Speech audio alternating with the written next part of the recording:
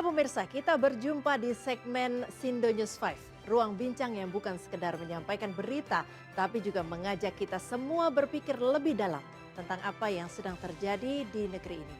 Saya Priska Papilaya.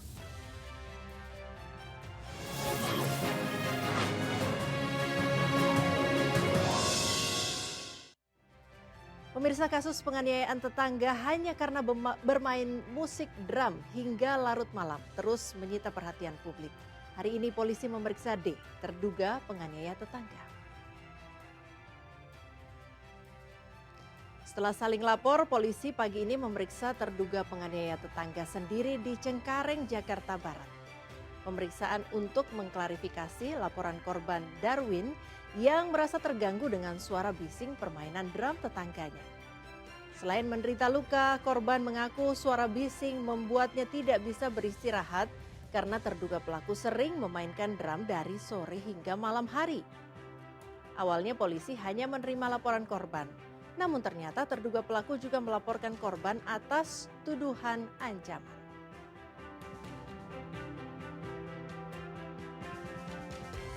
Perkara yang terjadi cekcok, ini perkembangan saya sampaikan yang ditegur karena bermain musik drum dari sore sampai dengan malam mengganggu kebisingan, itu sudah proses penanganan berlanjut oleh pihak Polres Metro Jakarta Barat dan besok akan diagendakan untuk mengundang klarifikasi bagi terlapor.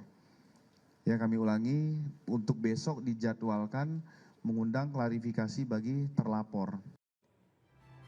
Kejaksaan Agung menetapkan 11 tersangka kasus dugaan korupsi limbah cair kelapa sawit.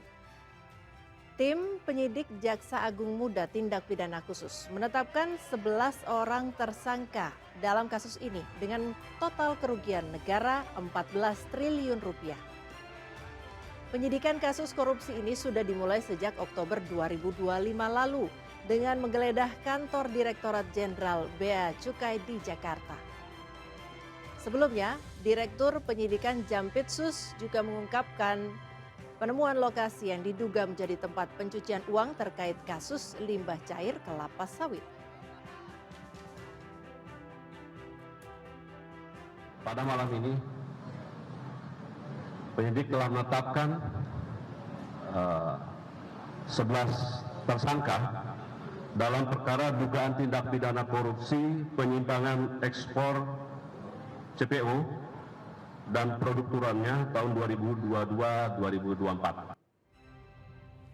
Pemirsa, Bareskrim Polri menahan Direktur Utama dan Komisaris PT Dana Syariah Indonesia dalam perkara dugaan tindak pidana ekonomi khusus. Keduanya diduga menggelapkan dana nasabah mencapai 2,4 triliun rupiah. Direktur Utama PT Dana Syariah Indonesia Taufik Al-Jufri dan Komisaris PT DSI Ari Rizal Lesmana ditahan Bareskrim Polri. Keduanya diduga melakukan tindak pidana penggelapan, penipuan dan TPPU yang dilakukan PT DSI ke para nasabah. Penahanan dilakukan usai pemeriksaan di Bareskrim Polri. Sementara itu, kuasa hukum menyebut kliennya akan mengembalikan seluruh dana nasabah sepenuhnya dengan dana tambahan sebesar 10 miliar rupiah.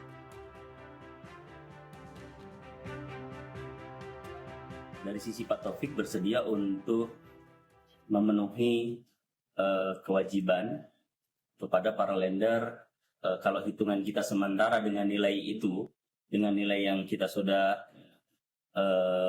hitung, beliau bersedia untuk mengembalikan 100% ya, Pak ya. Dari sisi saya, dari sisi beliau, bahkan tadi barusan saya mendapatkan informasi bahwa dari sisi beliau juga bersedia untuk menambah sekitar 10M tadi kalau saya nggak salah Pak, 10M atau kurang lebih segitu. Jadi itu bagian dari bentuk itikat baik. Pemirsa, kuasa hukum 3 tersangka tudingan ijazah palsu Joko Widodo kembali menghadirkan 2 saksi fakta meringankan dalam kasus tersebut di Polda Metro Jaya. Saksi fakta yang dihadirkan yakni jurnalis senior Edi Mulyadi dan Yulianto, mantan Ketua Komisi Informasi Provinsi DKI Jakarta, periode 2012-2016. Bersama kuasa hukum Roy Suryo CS, Edi Mulyadi dan Yulianto mendatangi Polda Metro Jaya pagi tadi. Kedua saksi memberikan keterangan yang berkaitan dengan upaya tim untuk mencari informasi dan melakukan penelitian terhadap data-data yang dianggap penting untuk keabsahan ijazah Presiden ke-7 Republik Indonesia Joko Widodo.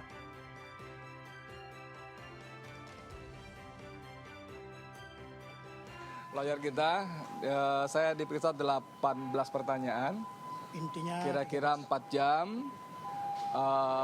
Intinya masih seputar peristiwa doorstop di UGM. Setelah Rismon, Roy, Tifa keluar dari ruangan, tadi juga saya jelaskan kepada mereka, kan dia tanya penyidik apakah mereka datang diundang atau bersurat. Saya bilang saya sama sekali nggak tahu ya. Kita tahu datangnya untuk meliput, kita tahu, dia tanyakan dari mana taunya, dari medsos, dari berita-berita bahwa mereka akan datang ke UGM, yang kita datang juga ngeliput. Terus apa yang dikatakan mereka bertiga, saya jelaskan bahwa Rismon keluar lebih awal dan langsung dikeroyok begini lebih banyak lagi.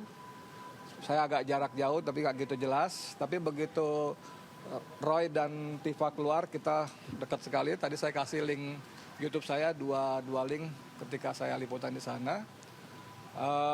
Intinya memang mereka kecewa. UGM yang disebut-sebut meraih peringkat 2 dalam keterbukaan dan transparansi informasi ternyata sama sekali tidak transparan. Karena sebelumnya mereka tanda kutip dijanjikan akan dibuka 24 atau 34 jenis dokumen. Tapi sampai menjelang pertemuan selesai yang intensitasnya meninggi, itu tidak kunjung keluar. TNI siap mengirim pasukan perdamaian ke wilayah konflik seperti Gaza dan Palestina.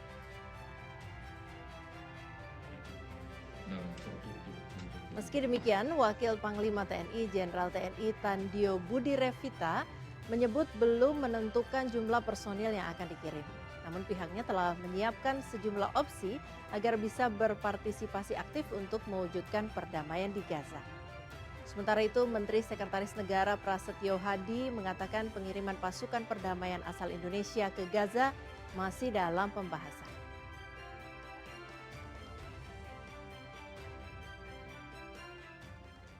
Mungkin kalau tidak salah, minggu terakhir bulan Februari ini akan diputuskan berapa TNI nanti yang akan berkontribusi secara jumlah pasukan. Sampai sekarang kita banyak, sudah ada beberapa 3 opsi untuk bisa kita berpartisipasi aktif terhadap perdamaian di Gaza.